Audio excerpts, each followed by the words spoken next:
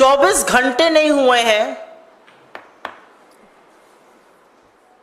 ND गठबंधन की सरकार बने, नरेंद्र मोदी को प्रधानमंत्री पद की शपथ लिए और भारतीय जनता पार्टी के लोगों के काले कारनामों ने एक बार फिर सिर शर्म से झुका दिया है। और ये जो आरोप लग रहे हैं ये हम नहीं लगा रहे हैं, ये बीजेपी के अंदर से, संघ के अंदर से उनके नेता, उनके कार्यकर्ता, उनके समर्थक लगा रहे हैं। अब जो आरोप सामने आया है उसमें बीजेपी के नेता और उनकी आईटी सेल, जिसको मैं फेक न्यूज की फैक्ट्री कहती हूं, उसके सरगना अमित मालवीय पर आरएसएस के एक नेता ने यौन शोषण का गंभीर आरोप लगाया है। संघ परिवार के नेता हैं शांतनु सिन्हा, वो बीजेपी के बंगाल के पदाधिकारी राहुल सिन्हा के भाई हैं, एबीवीपी के सदस्य रह चुके हैं, हिंदू संघ के प्रमुख हैं। उनका कहना है कि बीजेपी आईटी सेल के प्रमुख अमित मालवीय बंगाल में औरतों का यौन शोषण करते हैं और सिर्फ 5 सितारा होटलों में ही नहीं, बीजेपी के दफ्तर तक में ये काली करतूतें चलती हैं। उन्होंने बंगाली में ट्वीट करके, बांग्ला में ट्वीट करके यह भी लिखा है कि बीजेपी नेताओं में होड़ लगी हुई है औरतों की आपूर्ति करने की। उनका कहना है कि ये सब लोग मिलकर, और अमित मालवीय का नाम लेकर उन्होंने कहा है, औरतों का यौन शोषण करते हैं। ये आरोप कांग्रेस पार्टी का नहीं है, ये आरोप संघ के एक व्यक्ति का है जो बीजेपी से जुड़ा हुआ है। मैं जानना चाहती हूं बीजेपी की आईटी सेल है या दरिंदों का जमावड़ा है? आपको याद होगा उत्तर प्रदेश के आईआईटी बीएचयू का वो गैंग रेप कांड, जिसमें सक्षम पटेल, कुणाल पांडे, आनंद चौहान जैसे लोगों का नाम आया था।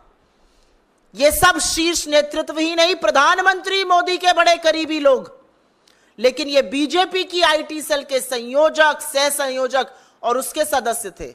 तो दरिंदों का जमावड़ा है क्या बीजेपी की आईटी सेल? आज सवाल इस बात का है, आज सवाल इस बात का है कि बीजेपी की आईटी सेल में कैसे लोग हैं भाई? एक ध्रुव सक्सेना था, आईएसआई की मुखबिरी करते हुए पकड़ा गया था, हिंदुस्तान में मुखबिरी करता था आईएसआई के लिए। ये किन दरिंदों से, किन लोगों से भरा हुआ है बीजेपी की फेक न्यूज फैक्ट्री, बीजेपी की आईटी सेल? और बीजेपी में कितने महिला विरोधी लोग हैं भाई? हाथरस से लेके लखीमपुर, लखीमपुर से लेके उन्नाव, उन्नाव से लेकर चाहे वो उत्तराखंड की अंकिता भंडारी हो, चाहे वो गुजरात की बेटी बिल्किस बानो हो, चाहे वो इस देश की सबसे होनहार खिलाड़ी बेटियां हो, हर बार आरोपी बीजेपी का नेता, कभी कुलदीप सेंगर, तो कभी चिन्मय आनंद, तो कभी ब्रजभूषण, तो कभी अंकिता भंडारी का हत्यारा जिसके पिता बीजेपी के नेता है। कैसे लोगों से बीजेपी भरी पड़ी है?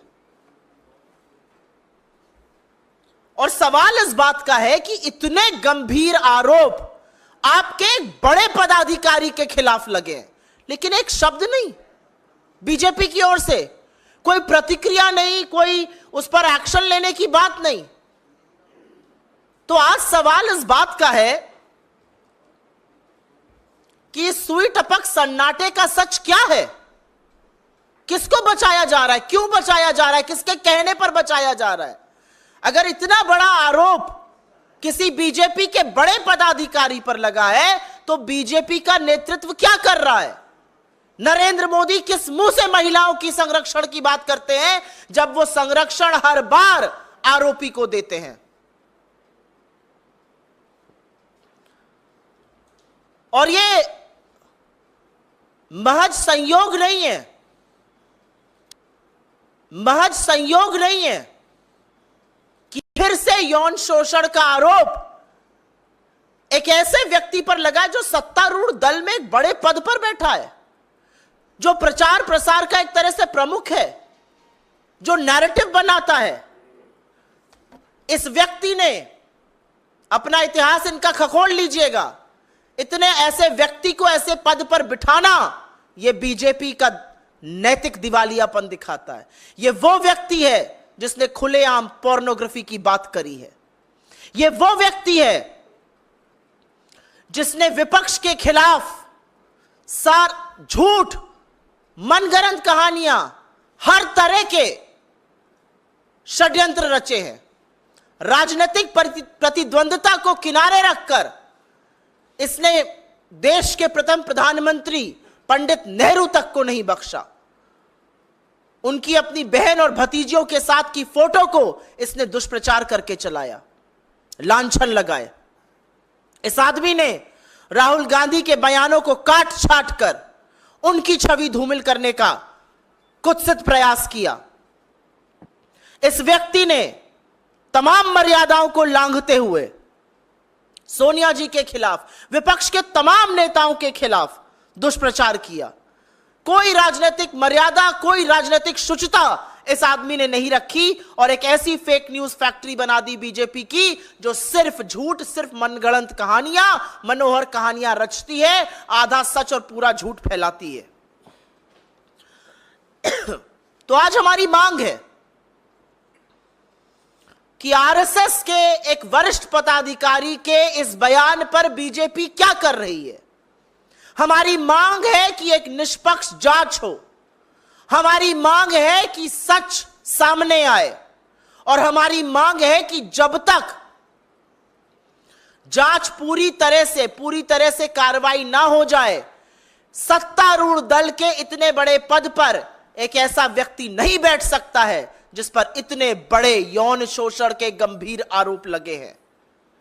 मैं पूछना चाहती हूं, मंत्रालय आवंटन तो अभी बाकी है, लेकिन क्या कोई नया बाल विकास मंत्री जो भी बनेगा या बनेंगी, वो भी पहले वाली की तरह आंखों पर पट्टी और मौन व्रत रख लेंगी? इस देश में राष्ट्रीय महिला आयोग तो है, वो सिर्फ विपक्ष में जब कुछ होता है तो जागती हैं। इसका स्वतः संज्ञान नहीं लीजिएगा, नहीं जाइएगा कोलकाता, नहीं कीजिएगा कार्रवाई। आप महिलाओं के संरक्षण, उनके अधिकार, उनके सामर्थ्य, उनके संबल के लिए है, लेकिन आपने सिर्फ गंदी घिनौनी राजनीति की है। आज भी वक्त है, जाग जाइए।